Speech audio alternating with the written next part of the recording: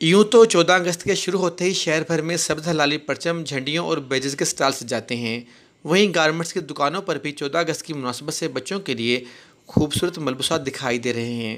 دکانداروں کا کہنا ہے کہ خوشی کے اس موقع پر جشن آزادی کی مناسبت سے تمام ملبوسات پر خصوصی نرخ رکھے گئے ہیں تاکہ ہر شہری حب الوطنی کے جذبات سرشار ہو کر اپنے وطن سے محبت کا اظہار کر سکے۔ 14 اگست کی مناسبت سے ہر سال ہم جشن آزادی کی ملبوسات کا اسٹال لگاتے ہیں اور نہایت ہی مناسب مارجن پر ان کے ریٹ لگاتے ہیں تاکہ تمام شہری ان کو خرید کر جشن آزادی منائیں۔ شکریہ پاکستان۔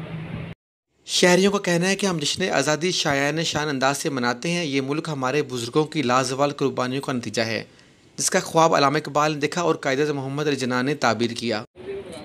میں اپنے بچوں کے لیے 14 اگست کے لیے جو ہمارے آزادی کا دن ہے اس کے لیے شاپنگ کرنے کے لیے آیا ہوں، کیونکہ یہ پاکستان ہمارے بزرگوں کی قربانیاں اور ان کے لیے بے درائق جذبے اور جو ہمارے لیے خون کی جو نہریں بہائی گئی تھیں اس کے لیے آج ہم اس آزاد ملک میں بہ رہے ہیں۔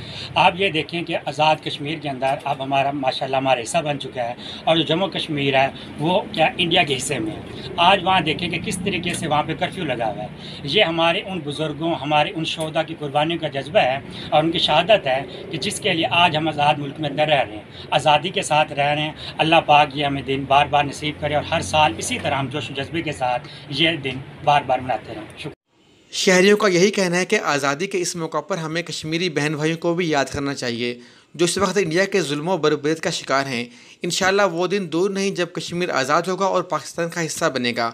جشن پاکستان اس طرح سے منائے کہ دشمن قوتوں کو پیغام جائے کہ ہم زندہ قوم ہیں اور زندہ قومیں اپنا یوم آزادی کبھی نہیں بھولتیں۔